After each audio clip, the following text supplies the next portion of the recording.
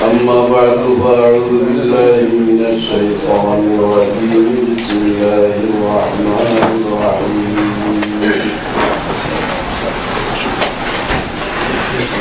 يا أيها الذين آمنوا اتقوا الله وكونوا مع الصادقين صدق الله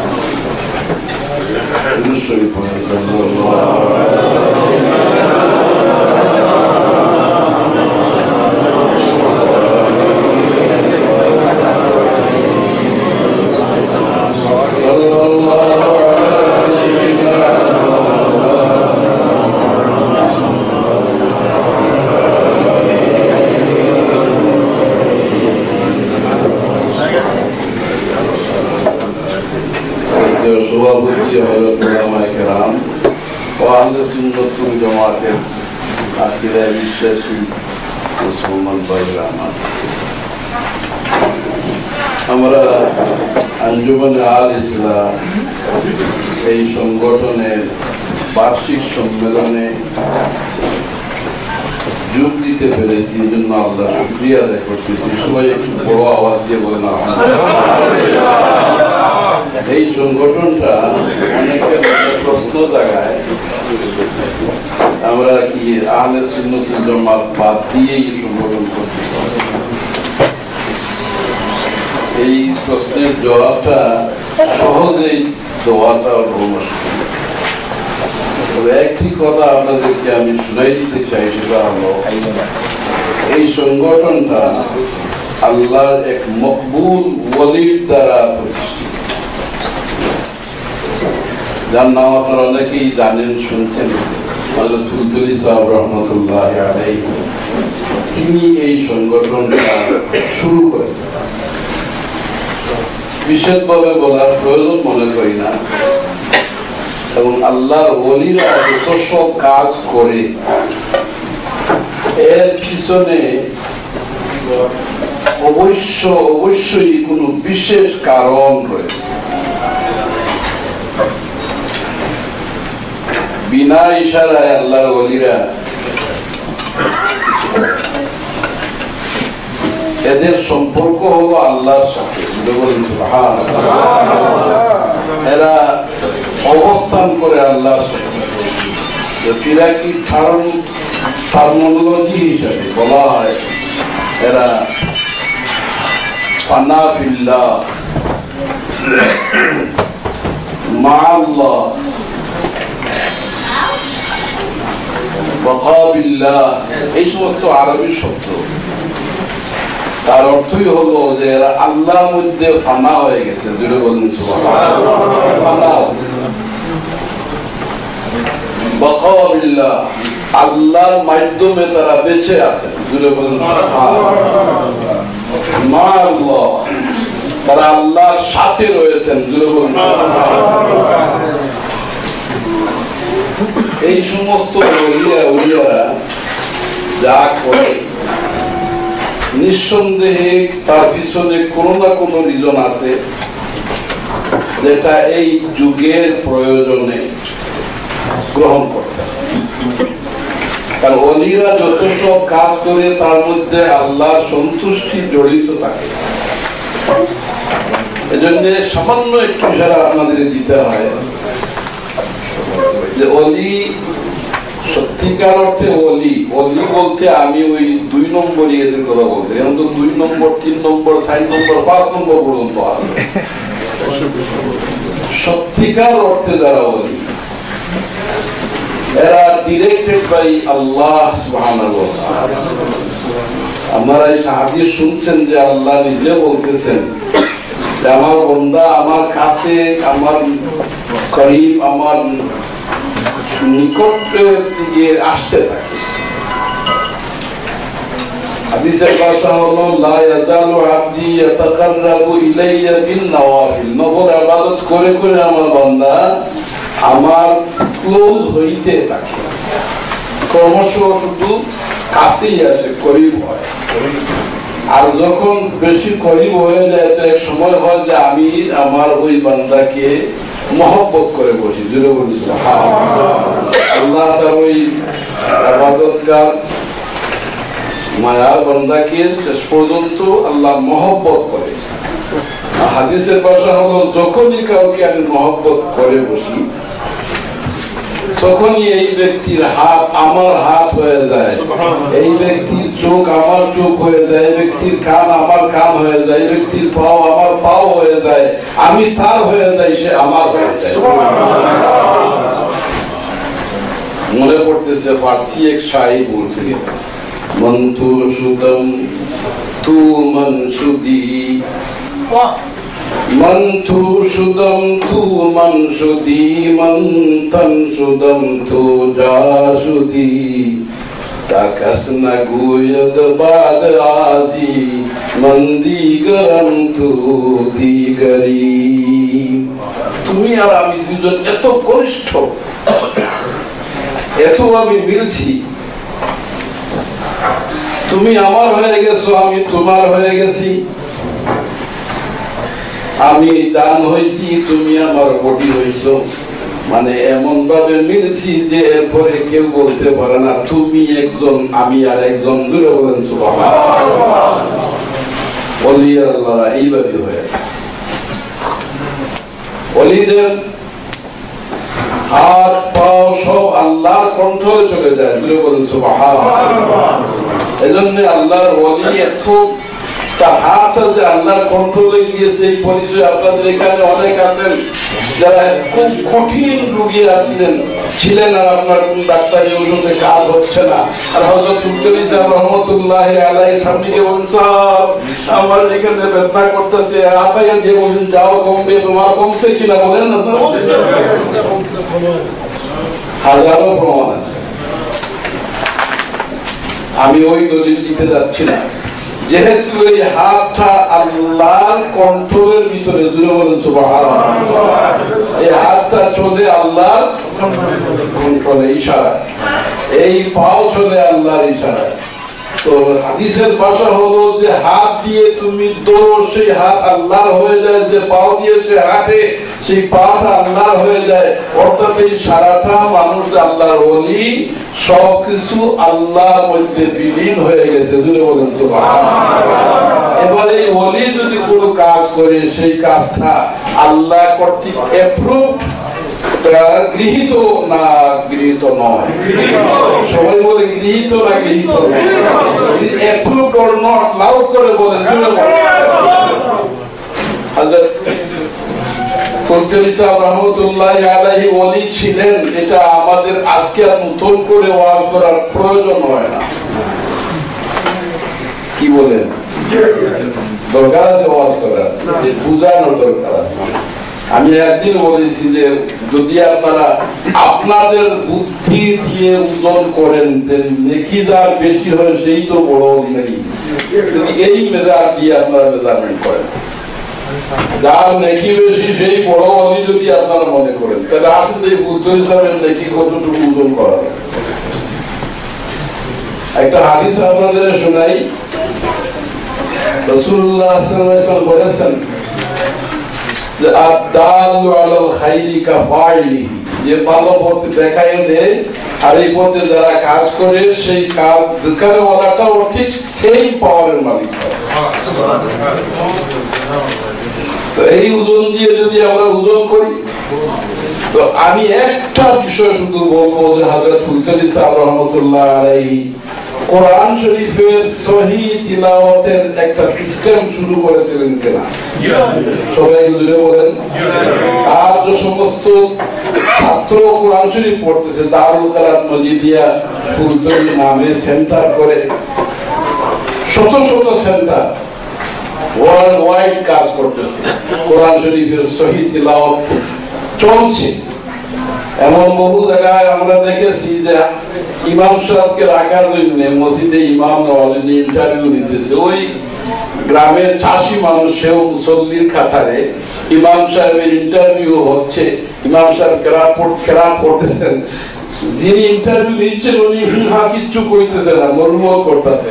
ওই যে লাঙ্গলের চাষি ভাইটি কোরআন শরীফ শিখছেন, সে লুকমা দিয়ে বলছে আপনি এখানে ভুল করছেন। এই ক্রেডিটটা হযরত সুলতান সাহেব রাহমাতুল্লাহ আলাইহি। গ্রামে গঞ্জে হাজারো মানুষ কোরআন শরীফ শুদ্ধ করে পড়তেছে, সাক্ষী দেনা তারা ঠিক কিনা? এই সমস্ত বাচ্চারা যারা কোরআন শরীফ পড়েছে এরা অনেকে কারি সাহেব হয়ে অন্যকে পড়াইতেছে, যারা তাদের কাছ থেকে কারি হয়ে অন্যকে পড়াইতেছে। এইভাবে ওয়ার্ল্ড ওয়াইড সব জায়গায় কোরআন শরীফ তার তরতিব অনুযায়ী, তার দেওয়া শিক্ষা অনুযায়ী শিক্ষা দেওয়া হচ্ছে এবং এটা চলছে।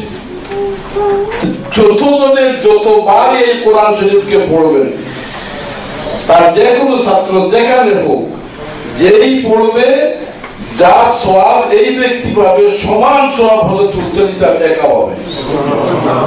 এটা তো কোরআনের, এটা তো দালিলের কথা বলছি, প্রমাণ আছে, হাদিসের দ্বারা প্রমাণ, শরীয়তের দ্বারা প্রমাণ। তাইলে কোরআন শরীফ শুদ্ধ করে পড়ার যত সব সওয়াব আছে, যদি সবার সওয়াব একা সুলতান হিসাবকে দেওয়া হয়, তাহলে বলেন তো কত সওয়াবের মালিক সুলতান হিসাব ওজন করা যাবে? কি ওজন করা যাবে? কথা বলেন, হিসাব দেওয়া যাবে? সুতরাং যদি আপনার আমার অঙ্ক দিয়েই অঙ্ক করি যে তার নেকি বেশি সে বড় বলি, তাহলে তো সুলতান হিসাবের সাথে নেকি দিয়ে তাল কুলাবার কোন মানুষই আমার চোখে পড়তেছে না। আমি বলবো যে খোলাফায়ের 80 দিন বা তবে তাবিঈনের পর থেকে শুরু করে আর এই পর্যন্ত সারা ওয়ার্ল্ডের বিভিন্ন জায়গাতে ঘুরেছি, ঘুরে দেখেছি যে কোরআন শরীফের সহিহ তিলাওয়াত হযরত সুলতান সাহেবের সবচেয়ে বড় অবদান। আমরা অতীতের মানে আমাদের বয়সের প্রথম দিকে আলিমদের কাছে পড়ছি, বড় বড় মুহাদ্দিস, কিন্তু কোরআন তিলাওয়াত করে আয়াত সহিহ তিলাওয়াত না, এই সবগুলিকে কারেকশন করেছেন হযরত সুলতান সাহেব রাহমাতুল্লাহ আলাইহি। এই দিক দিয়ে আমরা বিচার করলে সুলতান সাহেব বড় হয়ে করি, তাই না? আমাদের যে ইলম দিয়ে তিনি যে সংগঠনটা করেছেন, নিশ্চয় কোন ইশারা এখানে আছে, আর একটু আলো বুঝতে পারতেছি। আহলে সুন্নাতুল জামাতের নাম লয়, আর নাম লইয়া কয় রাসূলুল্লাহ জাহিল ছিলেন, উম্মি ছিলেন, নূরে বলেন নাউজুবিল্লাহ। এটা কি সহ্য করার মতো কথা? রাসূল অশিক্ষিত ছিলেন, মূর্খ ছিলেন, আপনারা কি স্বীকার করেন? কিন্তু সেও আহলে সুন্নাতুল জামাত নাম নিয়ে বলতেছে। এলে আমি যে মূর্খ মানুষ, গ্রামের মানুষ, বুঝবো কি করে যে এই বেটা আহলে সুন্নাতুল জামাত কথা? এলে তো আহলে সুন্নাতুল জামাতের আকীদা বুঝো এইটাই যে রাসূলুল্লাহ অশিক্ষিত ছিলেন, নাউজুবিল্লাহ।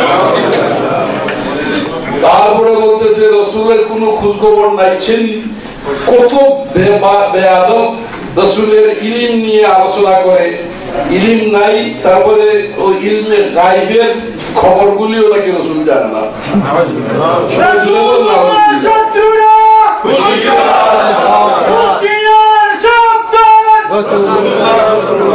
ব্যাপারটা হলো এই যে ইলমে গায়বের খবর রাসূল জানেন না, আবার সে বলে আমি আহলে সুন্নাতুল জামাত। তাহলে একজন সাধারণ পাবলিক কি করে বুঝবে যে এইটা আহলে সুন্নাতুল জামাতের কথা নয়? রাসূলুল্লাহর ইলমে গায়বের খবর ছিল না যদি বলে কেউ, গায়বের খবর যদি নবী না জানেন, তাহলে আমাদের খবর দিলেন কি করে? আল্লাহ একজন বলে কেউ আমরা দেখেছি? আপনারা কেউ দেখছেন? যুগে বলেন না আমরা কেউ দেখেছি? আমরা তো যে যুগের ইতিহাস পড়তেছি, বিশেষ করে হিন্দু সমাজের চতুর্দিকে ঘেরাও করা, আমরা তো দেখি বলে 370 না 60 কোটি না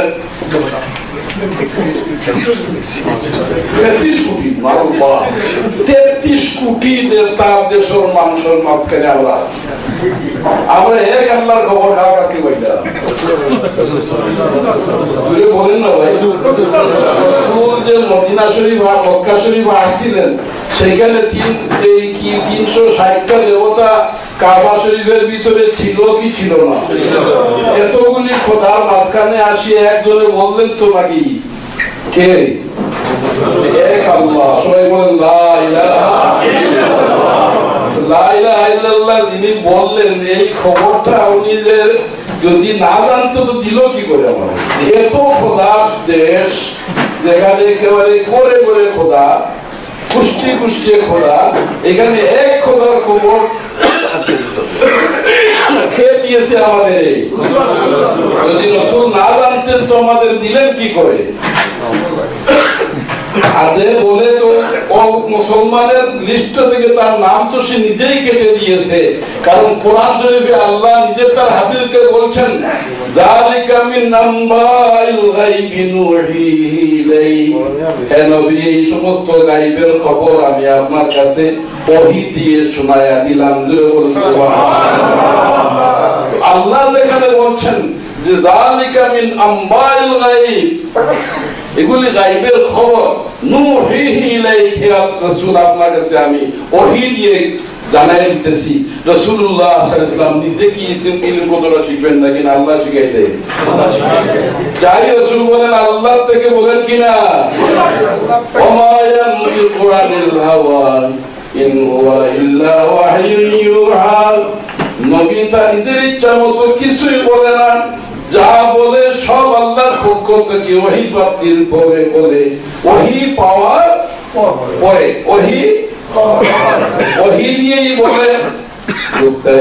গুপ্তায়ে আল্লাহ বুয়াদ, গরচে আজহাল কুমে আব্দুল্লাহ বুয়াদ, আল্লাহুম্মা সাল্লি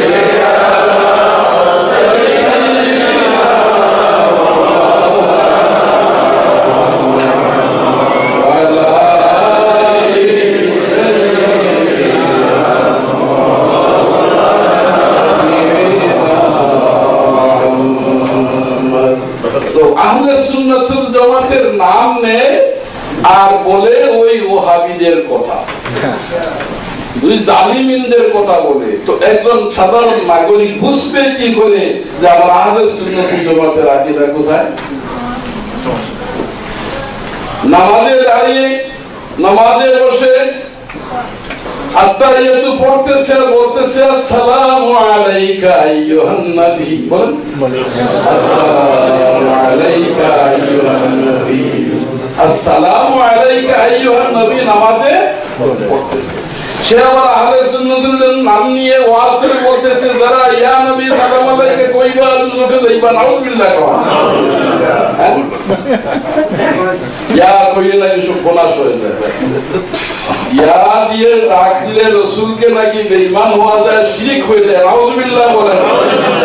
এই এই এই এই এই কম্পিউটার মোল্লা ইয়া হরফের নেদার পজিশনটাও জানে না, কম্পিউটার মোল্লা।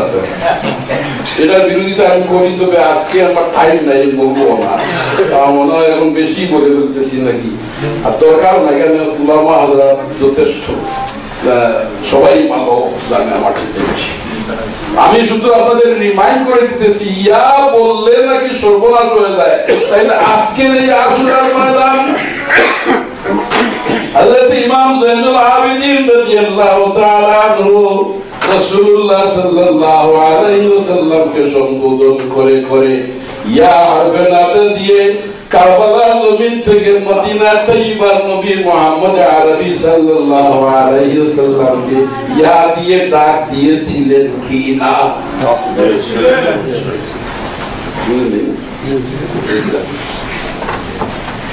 তো আমি বলতেছি এই কারবালার মাঠেও তো আমাদের ইয়া ডাক শিখাইতেছে, জোরে বলুন না সুবহানাল্লাহ। কারবালার মাঠেও আমাদের ইয়া হরফে নেদা দিয়ে রাসূলকে ডাক দেওয়ার সিদ্ধান্ত শিক্ষা দেওয়া হচ্ছে। আর ওই দেখি সেও বলে আমি আহলে সুন্নাত জামাত, অথচ বলে ইয়া নবী বললে সর্বনাশ, শিরক হয়ে যায়, নাউযুবিল্লাহ। নামাজে বলে আসসালামু আলাইকা ওটা তো ইয়া নবী সাল্লাল্লাহু আলাইহি এটা আরো আরবি বালাগাতের কায়দা অনুযায়ী খালি আরবি ভাষা শিখতে দেখি দেখে আর ট্রান্সলেশন শিখলেই ভাষা শেখা হয় না। সব ভাষা আরবি সারা গ্রামার যদি শিখে নেও আর এরপরেও বালাগত সাবজেক্ট যদি তুমি না পড়ো তারপরেও তুমি আরবি ভাষা শিখবে না, শিখা হয় নাই। You have to learn the balaghat and fasaha. আরবি বালাগত শিখতে হবে। এটা অন্যান্য ভাষার মতো এক ভাষা নয়, এটা তাক্কায় অর্থ উঠে। যদি বলেন সুবহানাল্লাহ। আরবি ভাষা সিয়াকে কালাম সাবাকে কালামে অর্থ উঠে। দুনিয়ার এমন আর কোনো ভাষা নাই যেটা দিয়ে বোঝানো যায়। আরবি ভাষা ডিকশনারি পড়ে শিখেই যে আরবি শিখে ফেলছো, এটা ভুল, এটা হয় না। আরবি ভাষা শিখতে হলে আপনাকে বহুত লম্বা কোর্স পড়াবেন। এই জন্য কম্পিউটার মোল্লাদের বিরুদ্ধে আমি অনেক সময় কথা বলি। কম্পিউটার এমন একটা বিপদ হয়ে গেছে। আর কম্পিউটারের এমন কোন বোর্ড আছে নাকি যে বোর্ডে সেন্সর করে দেয় যে ইউ ক্যান পুট ইন, এমন কোন সেন্সর বোর্ড আছে? কম্পিউটারে ইন্টারনেটে কিছু ইনপুট করতে গেলে কোন সেন্সর বোর্ড আছে কি যেটা পরীক্ষা করে বলবে যে এইটা এবার তুমি এটা কিছু ঢুকাইতে পারো? যদি কেউ ঢুকাইয়া দেয় তো তাকে আনিয়ে জেলে ঢুকাই দিব এমন কোন বিচার আছে নাকি? জি, আপনি যদি ঢুকাই দেন যে ওই এক আধি এক কথা মনে করেন আপনার ইনপুট করে দেন কম্পিউটারে, কেউ আপনার উপরে আপত্তি করবে? ওরা যার ইচ্ছা থাকুক। আর এই কম্পিউটার পড়ে এবার ইসলাম যেখানে রাস্তায় দাঁড়াইয়া পেশাব করতেছে, দাঁড়াইয়া পেশাব করে বলে হ্যাঁ আমি বুখারী শরীফে পড়তি, দাঁড়াইয়া পেশাব করা যায়। কোথায় পাইছো? বুখারী ইন্টারনেটে। বুখারী শরীফ পড়ছে ইন্টারনেটে, এখন দাঁড়াইয়া পেশাব করা যায় পড়তেছে। এমন তাজ্জুবের অবস্থা শুরু হয়েছে। শুনছি আমার আব্দুল নূর বলতেছেন মযহব মানে না, মযহব না মানলে যে কি সুবিধা। আরে আপনারা কোনো জাতর প্রবলেম নেই, মনে হইলে যেমন তেমন করেন নামাজ পড়েন। কিসে 2:50 বা পাওয়ার বেলায় দিচ্ছে 2 থেকে কোন মযহবে আছে এটা? চাইলে মযহবের কিতাব তো আমরাও পড়ছি, এতটুকু মেলাইবার মজুর তো নাই। কিন্তু নিউ ইয়র্ক আমেরিকায় মেলাই চলছে কিনা? কম। মুজার উপরে মুছে, হ্যাঁ আলবত্তা আমি মুজার উপরে মুছে দেওয়ারে খুব গুরুত্ব দেই। আপনাদেরও বলছি এটা হলো আলামতে আহলে সুন্নাতুল জামাত। আহলে সুন্নাতুল জামাতের লোকের পরিচয়ের মধ্যে পরিচয় হলো এরা মুজার উপরে মুছে করা জায়েজ মনে করে, আমরা জায়েজ মনে করি। কিন্তু কি জাতীয় মুজা হওয়া লাগবে এটা তো তোমার বুঝতে হবে। হ্যাঁ, সব তো হরি, শাশিও হরি, উপর হরি, নিজের গরুর মাও তো হরি। কথা ন বুঝেন?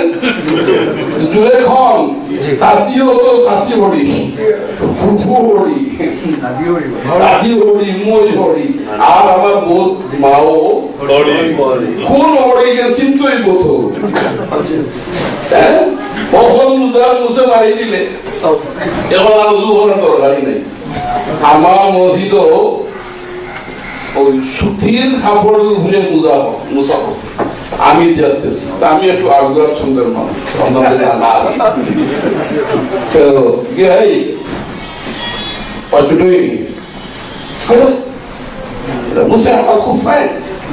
আগে আমাকে বল আজকে এইটা ঢুকাইবার সময় উজু করছিলেন, আপনার খেয়াল করে শুনেন, আমি তো হিংসা করে বলছি না, বাস্তব বলছি।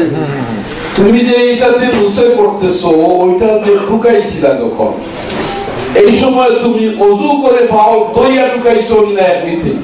না আমি তো জুতা পরে যেভাবে কাজে বাইরে বাইরেছি, মানে যা পড়ছেন বাট ওযু করে পাও দইয়া নয়। তাইলে বলেন তো এই মুজার উপরে মুছেটা হইব তো? আপনারা সবাই বলেন একটু, কিন্তু সে তো করতেছে। আমি বললাম তো তোমার এই মুজার উপরে তো মুসে হয় না। Forget about it. What about you begin with? তুই কোনটা দিয়ে শুরু করেছিস?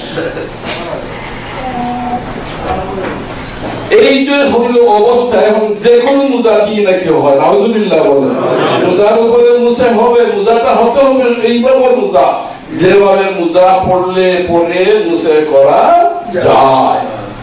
শুরু হয়েছে, মজবের কোনো বালাই নাই, এটা আমার মৌলানা সাহেব বলছেন, আমি ধন্যবাদ দিই। আমার মনে আগুন জ্বলতেছে। এখন শোনা যায় বাজারে কাজা নামাজও নাই,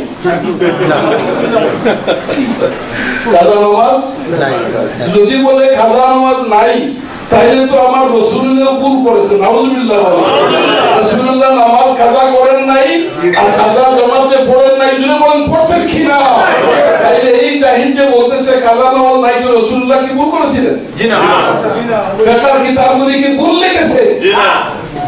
কাজা নামাজ নাই কারণ জানেন নাকি?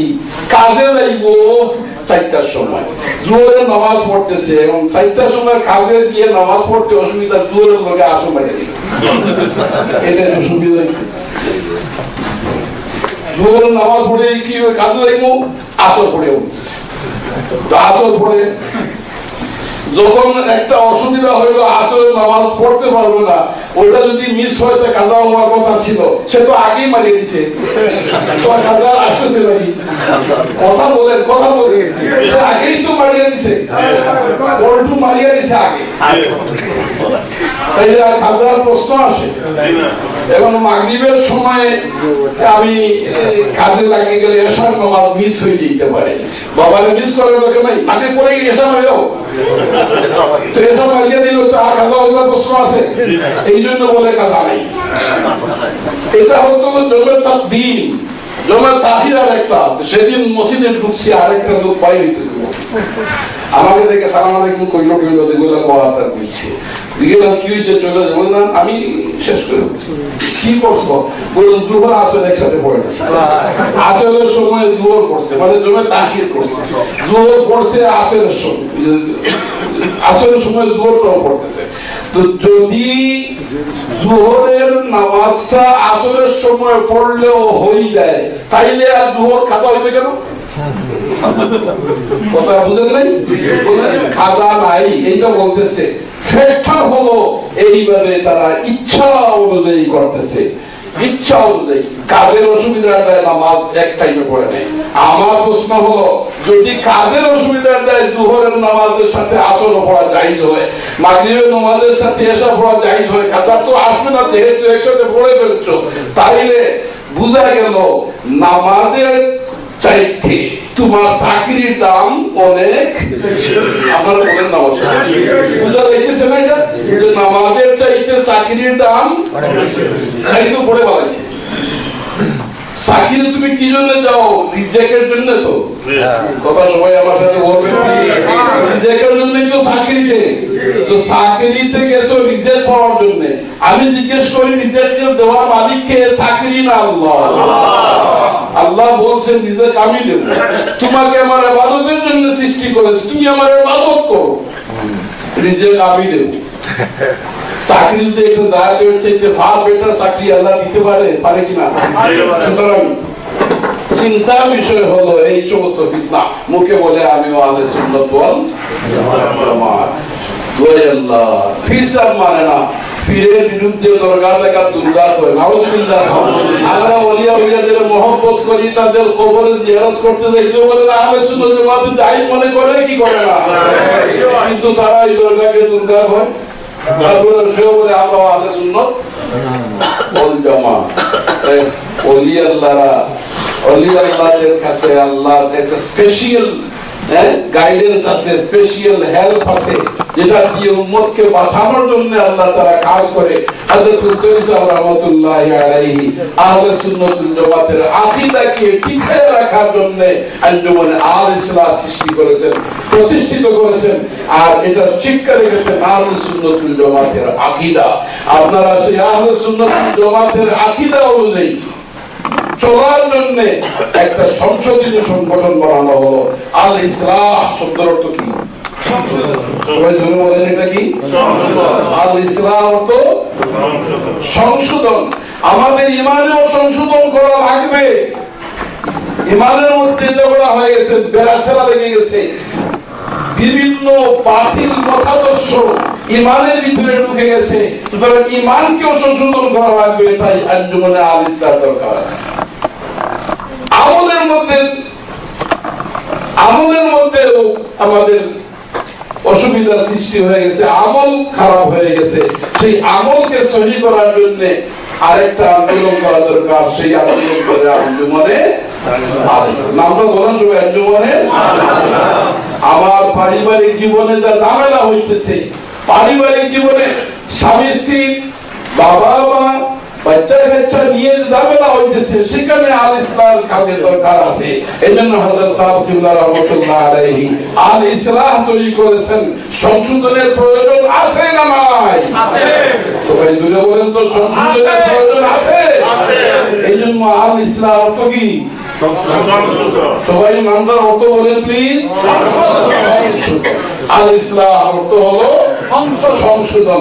আমাদের ব্যক্তি জীবনে, পারিবারিক জীবনে, রাজনৈতিক জীবনে, অর্থনৈতিক জীবনে, আন্তর্জাতিক জীবনে, জীবনের প্রতিটি দিকে বিভাগে ইবলিসের বিভিন্ন বিষয়ে সে ঢুকে গেছে, যার কারণে আমাদের ইসলাহের দরকার আছে। যেটা বলেন ইসলাহের আর যারা ইসলাম করবে সেই সংগঠনের নাম হলো আঞ্জুমানে আল ইসলাম। সেই সংগঠনের কেন্দ্রীয় বৈঠকে আমরা হাজির হয়েছি। আমি শুধুমাত্র এই কথাগুলি বললাম যে আঞ্জুমানে আল ইসলাম এটা আহলে সুন্নাত ওয়াল জামাতের একটা ব্রাঞ্চ। পরিচয় পাওয়ার জন্য সঠিক আহলে সুন্নাত ওয়াল জামাতের লোকেরা, কারণ ওইটার মধ্যে বেজাল ঢুকে গেছে।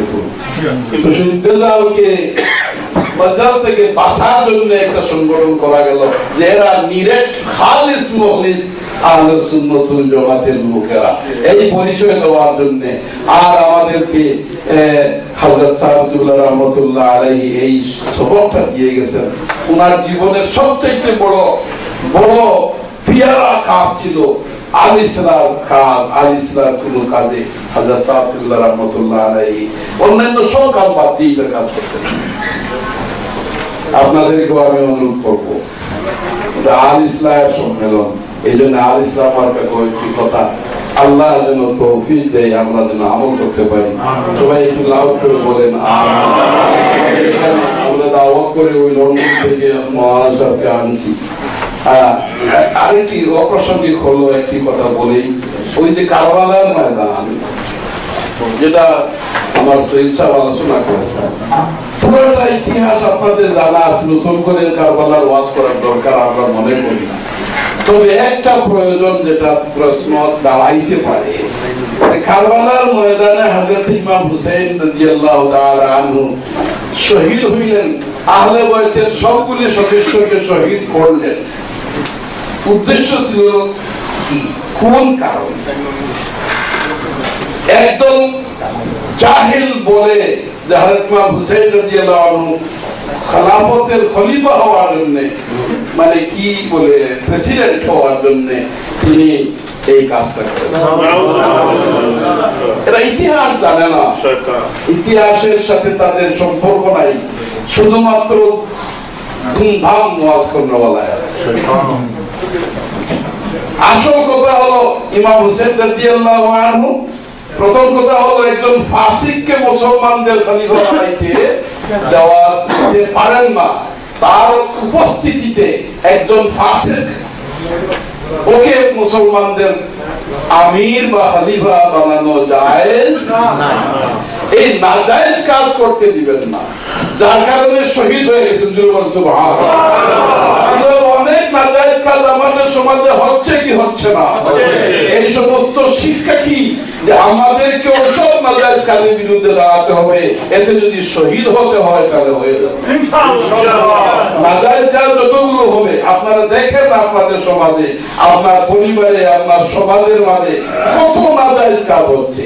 একটি নাজায়েজ কাজ ইয়াজিদের মতো এক ফাসিক একে খলিফা বানানোর নাজায়েজ, ওই নাজায়েজের মোকাবেলা করতে গিয়ে আহলে বাইতে রাসূল শহীদ হয়ে গেছে, তার থেকে শিক্ষা কি আমরা পাই না যে আমাদেরকে অবশ্যই নাজায়েজ যত কাজ এই সমাজে হয় তার মোকাবেলা করতে হবে। এতে যদি শহীদ হওয়া লাগে তো হব, কোনো সন্দেহ নেই। আমাদেরকে তো কলিমা পড়াইছেন আল্লাহ, তৌফিক দিয়েছেন আল্লাহ, আমরা কলিমা পড়েছি লা ইলাহা ইল্লাল্লাহু মুহাম্মাদুর রাসূলুল্লাহ সাল্লাল্লাহু আলাইহি ওয়াসাল্লাম।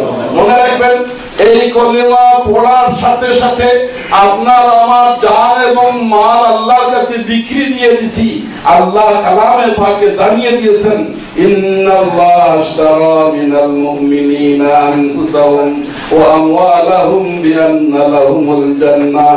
নিঃসন্দেহে আল্লাহ মুমিনের জান এবং মালকে খরিদ করে নিয়ে গেছেন, তার বিনিময়ে দান করবেন জান্নাত, বেহেশত দান করবেন। আমার কথাটা আপনারা শুনতেছেন, বেয়াদবি মাফ করবেন, আমি জানতে চাই আমরা সবাই কি বেহেশত চাই? একটু হাত উঠে দেখান বেহেশত চাই, সবাই বেহেশত চাই। তাহলে এই আয়াত বলতেছে ইশতারা মিনাল মুমিনিনা আনফুসাহুম ওয়া আমওয়ালাহুম, আল্লাহ অবশ্যই মুমিনের জান মুমিনের মালকে খরিদ করে নিয়েছেন, বিনিময়ে দান করবেন বেহেশত। তাইলে আমাদের কাজ কি হবে? আমাদের জান এবং মালকে আল্লাহর কাছে বিক্রি দিয়ে দিতে হবে। জুড়ে বলুন সুবহানাল্লাহ। রাজি আছেন বিক্রি দিতে? জান এবং জুড়ে বলুন জান এবং জান এবং মাল বিক্রি দিয়ে দিলাম আল্লাহর কাছে। আল্লাহ বলতেছেন আমি তোমাদের জান এবং মালকে খরিদ করে নিলাম, তোমরা যে বলে দিয়েছো লা ইলাহা ইল্লাল্লাহ মুহাম্মাদুর রাসূলুল্লাহ, তোমাদের জান এবং মাল খরিদ করে নিলাম। দান করবো বিনিময়ে বেহেশত। তোমাদের কি কাজ, কোন কাজ তুমি করবে? তোমার জান মাল খরিদ করার পরে তুমি কাজটা কি করবে? কোরআন শরীফে আল্লাহ বলতেছেন ইউকাতিলুনা ফি সাবিলিল্লাহি ফায়াকতুলুনা ওয়া ইউকতালুন, তুমি আল্লাহর রাস্তায় মুকাতালা করবে, সশস্ত্র যুদ্ধ করবে, জিহাদ করবে, আল্লাহর পথে যুদ্ধ করবে। এতে ফায়াকতুলুনা ওয়া ইউকতালুন, এতে হয়তো তুমি মরবে, না হয় মারবে। জোরে বলেন সুবহানাল্লাহ। তুমি মরবে আর না হয় সবাই বলেন কিভাবে তুমি মরবে না হয় ইয়াকতুলুন। না এইটা কোরআন শরীফের আয়াত কিনা? এটা কোরআন শরীফের। তাইলে আমাদের কাজ হলো বাতিলের মোকাবেলায় দাঁড়াতে হবে। আর যে আকীদা নষ্ট করে দিতেছে, এমনকি আল্লাহ মিশাও কথা বলতে পারে, যদি বলেন না, এই কথাও তো আলিমদের মুখ থেকে শোনা যায়, বইতে লেখা আছে, বইতে লেখা আছে আল্লাহ নাকি মিথ্যা বলতে পারে। এই সমস্ত বাতিল আকীদা থেকে আলিসলা করা লাগবে কি লাগবে না? يقاتلون في سبيل الله فيقتلون ويقتلون। আল্লাহ বলছেন শোনো, আমার এই কথাগুলি অন্যান্য জেনারেল কথার মতো নয়। وعدا عليه حقا في التوراة والإنجيل والقرآن। এই ওয়াদাটা সত্য আমি ইনজিলে করেছি, তাওরাতে করেছি, তোমাদের কোরআনে ওই ওয়াদা করতেছি।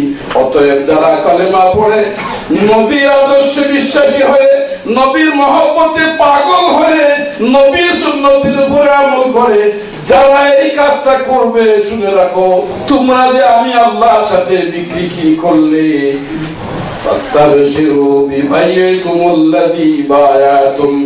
তোমরা যে মহান আল্লাহর সাথে লেনদেন করলে, খরিদ বিক্রি করলে, তার জন্য আনন্দ করো। হাজিরে কারাম, আজকের এই আল ইসলাহের বার্ষিক সম্মেলন থেকে আমরা ওয়াদা করে যাচ্ছি যে আমাদের জান মাল সব আল্লাহর কাছে বিক্রি দিয়েছি।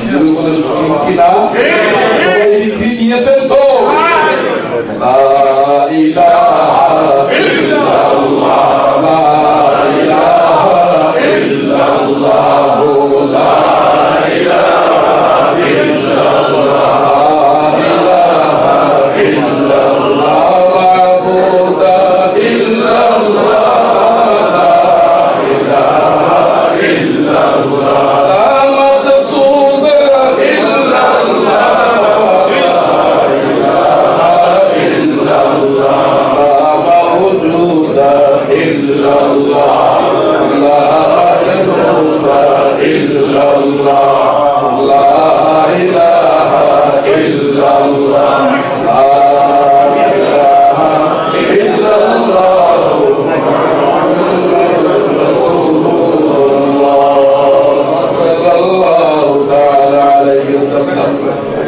আমার বক্তব্য শেষ, নোটিশ এসে গেছে, সময় নাকি কম, আর দোয়া করতেছি না, চলেন না, দোয়া তো একসাথে হবে না।